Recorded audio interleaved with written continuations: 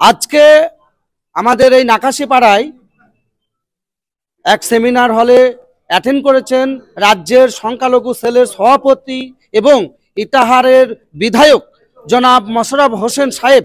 তিনি কিন্তু আজকে উপস্থিত আছেন। বলছে আজকে এই যে একটা বিশেষ জরুরি সভায় কি বার্তা দিতে চাইলেন সংখ্যালঘু সেলের কর্মীদের? আজকে মুর্শিদাবাদ কৃষ্ণনগর কৃষ্ণনগর নদিয়া কৃষ্ণনগর সাংগঠনিক সংখ্যালঘু তৃণমূল কংগ্রেসের পূর্ণাঙ্গ জেলা কমিটি ব্লক কমিটিগুলো পদাধিকারীরা সবাই উপস্থিত হয়েছিলেন, এখানে একত্রিত হয়েছিল। মূলত আমার এটা দিয়ে একটা সফর ছিল, এদের সঙ্গে সৌজন্য সাক্ষাৎ এবং কিছু দলীয় কার্যকলাপ কর্মপদ্ধতি বাড়ানোর জন্য কিছু নির্দেশনা এবং আলোচনা এখানে আমরা করলাম। তাতে আগামীতে সাংগঠনিক কর্মপদ্ধতি আরও কি করে বাড়ানো যায় এবং মাননীয় রাজ্যের সফল মুখ্যমন্ত্রীর যে সংখ্যালঘু খাতে খেদমতে যে উনি অভিনব উন্নয়ন করেছেন, মানে বলতে গেলে উন্নয়নের একটি মহাদিগন্ত উন্মোচন করেছেন সংখ্যালঘু খাতে, সেগুলোর প্রচারের মাধ্যমে তুলে ধরা এবং এই উপকারভোগীদের খোঁজখবর রাখা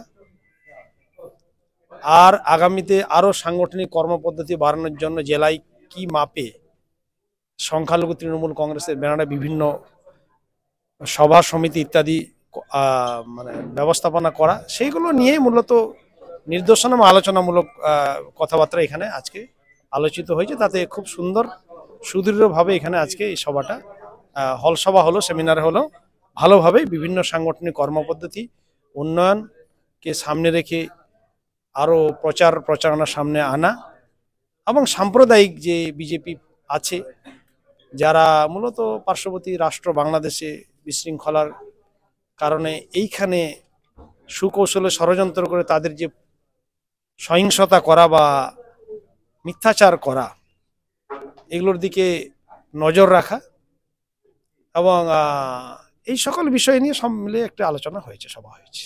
আর একটা কথা জিজ্ঞেস করব, এই যে সংখ্যালঘু আজকে যে সংগঠনের জরুরি সভা ওয়াকফ বোর্ড, যে বিষয়টা বিগত দিনে শোনা যাচ্ছে যে ওই কমিটির মধ্যে কেন্দ্র সরকার কিছু অমুসলিম তাদেরকে ঢুকিয়ে এই ওয়াকফ বোর্ডের সম্পত্তির একটা হস্তক্ষেপ করার চেষ্টা করছে, এটা যদি একটু খোলাসা। এটা যেটা আপনি বললেন, এটা ওয়াকফ সংশোধনী বিল কেন্দ্র একটা নিয়ে এসেছে। এটা তো কোনো উদ্দেশ্য নয়, এটা রাজনৈতিক উদ্দেশ্য তাদের আছে। রাম মন্দির বাবরি মসজিদের ইস্যু ক্লোজ হয়ে গেছে, ক্লোজ হওয়াতে এরা দেখছে ভোট ব্যাংক এদের খারাপ হয়েছে, লোকসভাতে কোনো রকমের ধোকা নিয়ে সরকারে টিকে আছে। তা সেক্ষেত্রে এদের পুরনো লাইনে ফিরে যাওয়া, ওয়াকফের সম্পত্তির অ্যামেন্ডমেন্ট বিল করে ষড়যন্ত্র চক্রান্ত করে পিছন দিয়ে সম্পত্তি দখলের একটা ব্লুপ্রিন্ট তারা করছে। সেটার বিরুদ্ধে আমাদের সাংসদরা কেন্দ্রে প্রতিবাদ জানিয়েছে এবং এটার বিরুদ্ধে ইতিমধ্যে আমরা রাজ্যে মাননীয় মুখ্যমন্ত্রীর নির্দেশনায় কলকাতার রানী রাসমণি রোডে দৃশ্যমান একটা প্রতিবাদ সভা আমরা করেছি, সব রেকর্ডকে ছাপিয়ে। জেলায় জেলায় বিভিন্ন কর্মসূচি, প্রতিবাদ কর্মসূচি নেওয়া হয়েছে। আর মূলত আপনি অমুসলিমের কথাটা বললেন বোর্ডে ঢোকা, এটা শুধু না, অনেকগুলো পয়েন্টে তারা তুলেছে। এই সম্পত্তি আইন এনে তারা কালেক্টর বা সরকারের আধিকারিকদের হাতে দেওয়ার কথা বলেছে এবং এইটার মানে এই যে আধিকারিক বা সরকারি বা আধিকারিকদের হাতে চলে গেলে সমগ্র ভারতবর্ষে তাতে একদিন সম্পত্তি বেসরকারীকরণ হয়ে যাবে এবং সম্পত্তি দখল হয়ে যাবে। মুসলিম মানুষরা, আমাদের পূর্বপুরুষরা এটা দান করে গেছেন আল্লাহর ওয়াস্তে মুসলিম জনকল্যাণের কাজে, সেটা আর ব্যাহত হয়ে যাবে।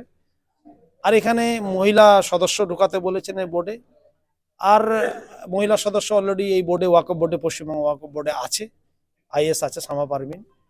আর এখানে যে নমিনেটেড মানে ইলেক্টেড যে মেম্বার থাকতে হয়, যেমন আমি নিজে এমএলএ হিসাবে যতগুলো আমাদের মুসলিম এমএলএ আছে তার মধ্যে এমএলএ থেকে ইলেকশনের মাধ্যমে বিধানসভায় ইলেক্টেড হয়ে আমি এই বোর্ডের মেম্বার, ওয়াকফ বোর্ডের।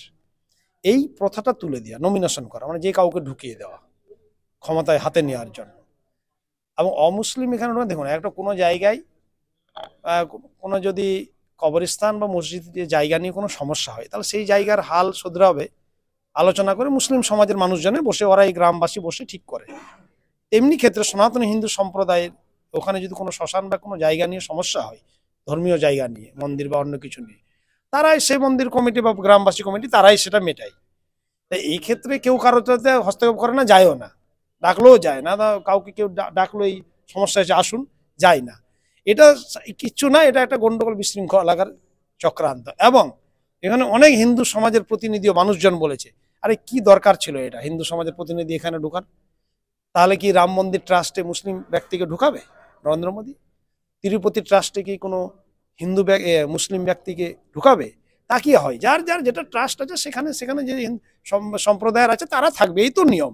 কিছুই না, এদের অস্থিতিশীলতা, অরাজকতাশীলতা, পরিবেশ বিভ্রান্তি করা কাজ বিজেপি। তা অনেক হিন্দু সমাজের মানুষও আমাদের বলেছে এটা ঠিক না, কেন ঢুকবো আমরা? আমাদের ডেকে আমাদের বলেছে, অথচ আমরা জানতাম না, তারাই বলছি। সুতরাং এই হচ্ছে পরিস্থিতি। তা এইগুলো বিজেপি ষড়যন্ত্র চক্রান্তের বিরুদ্ধে তৃণমূল কংগ্রেস লড়বে।